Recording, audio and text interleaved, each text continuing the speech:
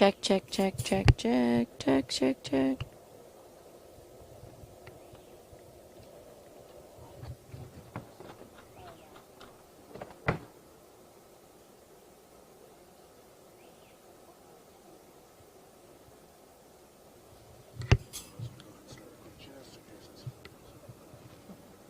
I need to get a toothpick one day and just go.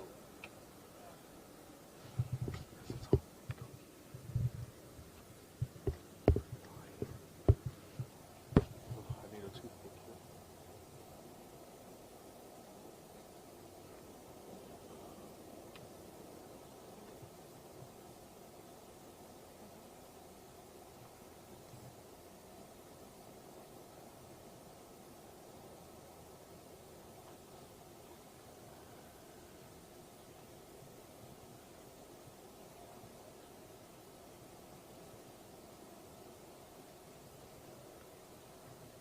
They do have our live shot already. Yeah.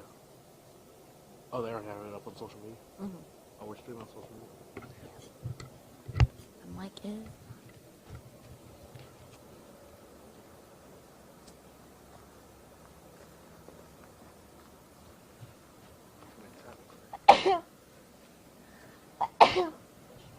Thank you, sorry.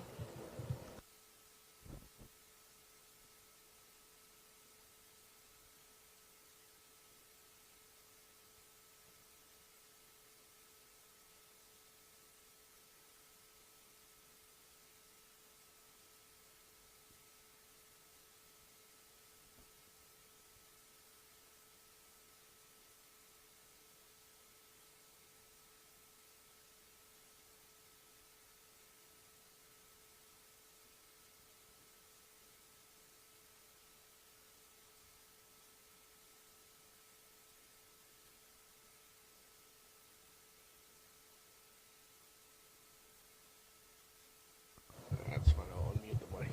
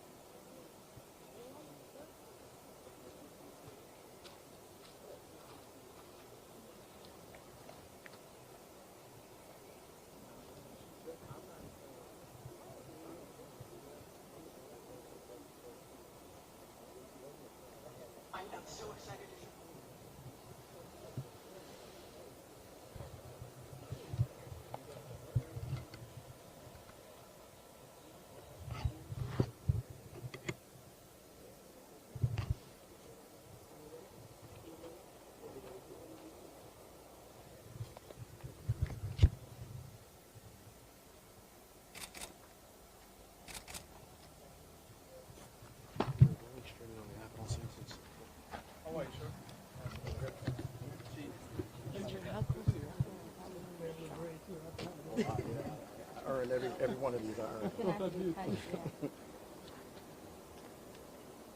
Are we ready to go? 1 minute, sorry. Okay.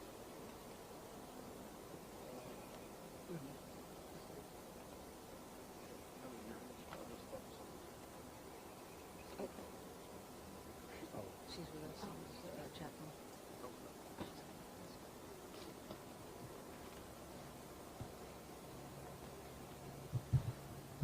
We good? Are you guys good?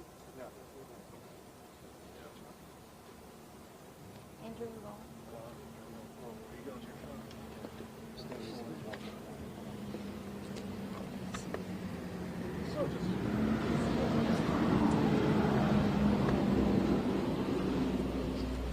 Everybody ready? I'm going outside. Y'all not started yet? Oh, no, we haven't started. You're good. You're good. Are you guys good? Yeah. Okay. Okay, good afternoon, everybody. Thank you all for being here, but most of all, thank you, Ms. Williams, and your family and your friends that are gathered. The Dancer Williams family and Ms. Simmons as well. Our collective hearts continue to go out to you all in your grieving process, and we will respectfully honor respect that process that you're going through. Yesterday we met with the family, Ms. Simmons, and counsel in Beaufort. We met solely in an effort to talk about this case. The update that I had, it's not going to be much of an update, but I think it's something. We learned Friday that the Highway Patrol had concluded their investigation of the collision. However, they have not formulated the report, so that's still being done. This particular accident claimed the lives of 3 very precious members of his family, Miranda, Shanice, and Stephanie. And we wanted to, out of respect to the family, wanted to give them a personal update on what we knew to be true, the facts of this case, many of which you already have. It was during our meeting probably about midway through, about half hour into it, I learned that a lot of information was not provided, not a lot, some information was not provided to the family regarding the case. And when I say information, it's very basic stuff that should have been provided the day of or the day after the accident that occurred, and most of it related to the accident report itself. And when I saw the accident report, it was a little telling to me. I had already spoken to Ms. Simmons, and we acknowledged that her family was not to blame for this.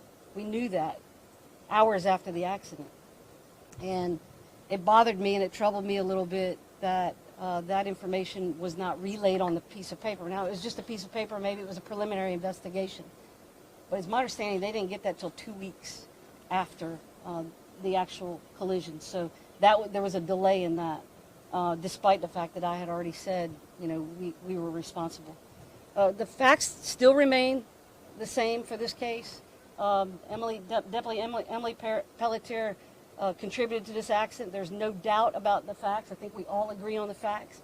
She ran a stop sign and hit the vehicle that was driven by Shanice. She struck the vehicle. There's no doubt about that. And both the vehicles left the roadway. There's absolutely no doubt. I also believe that speed was a contributing factor. And I don't know the exact speed yet. We don't have that information, but I know that based on what we saw, and I think we all agree on, speed was a factor in this particular incident. These facts are undisputed. There is absolutely no question about that. That has not changed. Now that the Highway Patrol has completed their investigation, they're in the process of compiling the reports. My meeting with the family yesterday was to give them that information. Not that I had anything new to add, but to let them know that that information was forthcoming. I will not speak publicly ever to these facts prior to the investigation being completed, to risk jeopardizing the integrity of the investigation both externally and internally. I will not do that. It's not fair to them to jeopardize the case. People, if I get up and speak publicly, they might think that's the gospel. It's not necessarily the truth. It may be my opinion, but it's important for me to give the facts as they come and not to sway the investigation one way or the other. Internally, I will tell you we have completed the preliminary investigation of this case, and we are waiting to get the copy of the report that is forthcoming from Highway Patrol and make decisions and determinations on personnel regarding that collision. However, I will respect the integrity of the investigation and not make statements that would affect their interests as well. I will not do that. I won't affect the outcome of any cases, litigation that they have coming up. The past few weeks I've met with every uniform that drives a vehicle in Charleston County, and it's unfortunate that we have to continue to have these discussions, but I will tell you that our hearts are broken as well for this family, because they don't deserve to be standing here, and we are saddened by this. We absolutely are. I can't change the facts. I can't change the outcome, unfortunately. I wish I could. That is something I absolutely wish I could. But regardless, when we're responding to calls, we have a duty to uphold the law and to get where we need to go safely as possible. When you call 911, you should have a deputy respond and get to you as quickly as possible and as safely as possible. That is our number one priority. Absolutely our priority. And we do what we do best because we're trained to do it. We operate these vehicles 24 hours a day, 7 days a week, 365 days a year. We don't have a lot of collisions. We don't have a lot to this magnitude. This is just a terrible, terrible tragedy. And I'm very proud of the work that our men and women in uniform do throughout the Charleston County and surrounding areas. And here's the difference. The factor we can't change in this is the human element. We make mistakes. We're people. We make mistakes. We know those mistakes can have consequences, and in this case, they were grave consequences. So I wish I could say anything other than, we could change it. We can't. I can't change it. I said we are very good at what we do. That doesn't mean that we can't be better. That doesn't mean that we can't look at our processes and change our processes, embrace change. Now, I've told you what the facts are. We don't know why. We don't know why this collision happened. And that's what I think we're all waiting on that. We want to know why. If it's something that we did, if it's something that interfered with our operation of the vehicle, we need to change it. We know that. So that's what we're working on now. What we can do is mitigate our odds, make them a little bit better so that this doesn't happen again. This is not something that we want for our community, for your community or any other community that we serve and protect. I want to acknowledge and thank those of you that came out today, especially after we talked yesterday. This family was willing to come to Charleston, and it wasn't fair to them. I offered through counsel that we come to you. I believe in meeting people where they are, and I will continue to do that and continue to be here for you all to the extent that you will let me. And to that, if you have a couple questions, I'm happy to answer, but I believe counsel wanted to speak as well. Is Deputy Pelletier still on paid administrative leave? She is. And I know that Highway Patrol, I know reports have to come out, but if those reports come out, even with her being on paid administrative leave, would you want her returning to Sheriff's Office work?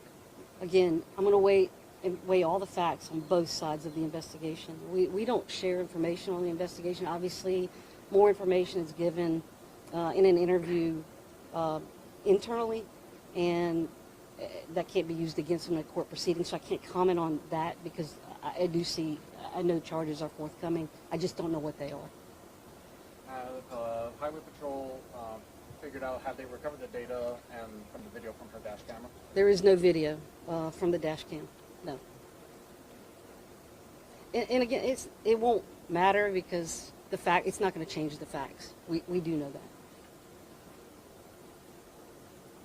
And so you said that you do expect charges to be forthcoming?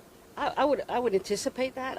I have not spoken to Highway Patrol to find out what their findings are, but it wouldn't surprise me. Talk about this case, seeing the family impacted, the community impacted by this, you know, kind of steps going forward. What are maybe some changes you want to make for Charleston County Sheriff? So we've already started making changes. You know, I first came into the sheriff's office in January of last year.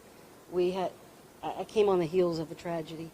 And so one of our biggest pushes at that time was driving safety, because we know driving injures and kills more people on these roadways, including deputy sheriffs. So it was really important.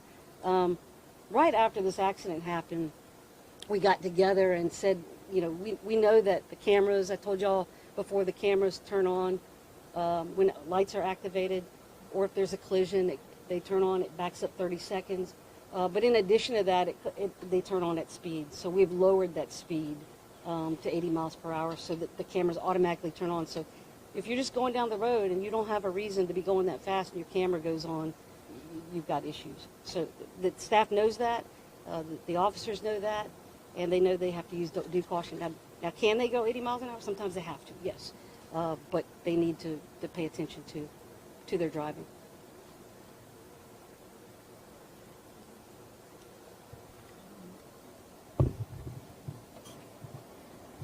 On behalf of the family, we just want to thank the Sheriff's Department for coming forth with this information and being honest about the contributing factors to this collision. It did take us over a month to get that, but we have it now, and we're going to respect the fact that she said they're still under investigation. There's an internal investigation, but she'll release that information to us and have a meeting with us as soon as they conclude that investigation. And we all are awaiting Highway Patrol's investigation. We thank y'all all for coming out today. Does any family want to talk about just how you're feeling, or any thoughts or memories you want to talk about? Yes. My memory was my daughter leave work at 3:30. She talks to me until she get home. I can't hear that no more. Her oldest daughter said, "Mother's Day, happy Mother's Day. Without you, it won't be no me." And Miranda just graduated Saturday to start her life, criminal justice. Shanice, county manager, she was an accountant manager, going for a master's degree, had her own business, all that's taken away. And so my view is they saved her life, because the speed she was coming across a 4-lane highway, doing that fast, she couldn't turn, she would flip over and over. She couldn't go straight, she was going to the woods. So the way I see it, my girl saved her life. That's right. And I woke up crying. I couldn't cry out. I woke up 3 morning with tears coming down my eyes. So that means I'm crying in my sleep. And it's no good feeling. It's not a good feeling. Not at all. Just hard on all of us. Me and my brother make it our business to come down here with Mom every day. I mean, if I'm not here, he here. I try to make my way from 9 o'clock till late in the afternoon, you know. And that's something because I know my sister over to be here with her. But, I mean, I just don't try to, you know, just worry about her more than anything. And I spoke to some family and friends of the community a few weeks ago when they had a balloon release, and a lot of family and friends speaking the fond memories of them, saying, you know, as a tragedy as this is, they all kind of left together. Is that making you more at peace? Close. It was really close. My daughter lived with me. Miranda just moving to college to live with her sister. And she's talk. If I'm on the phone talking to her, the one in college, Miranda would say, "Mom, Grandma, Mama didn't answer the phone." That's she on the phone with me, so I have to release and let her talk to her. It was very close. Very close. Anything else, guys? One last question for the sheriff, if I may.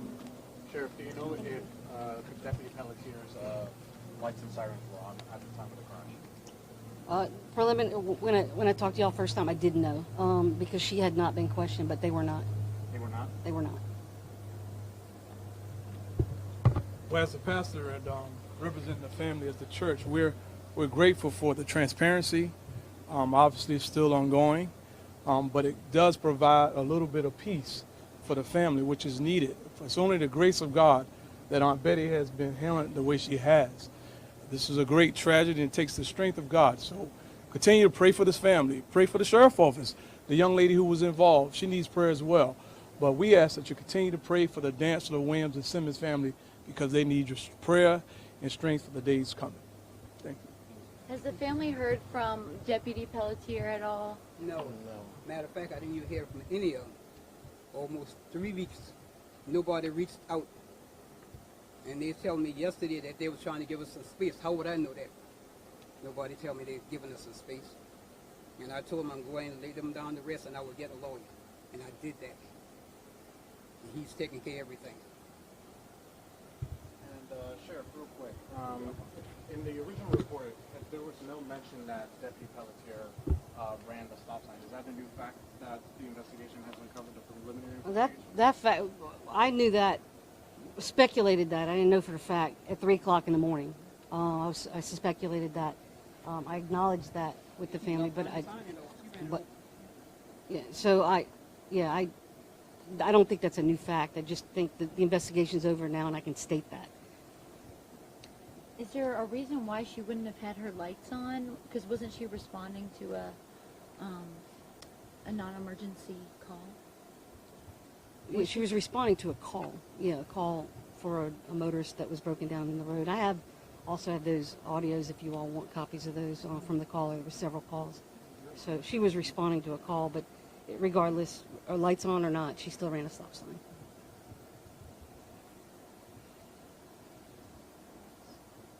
Thank you. Thank you. Thank you.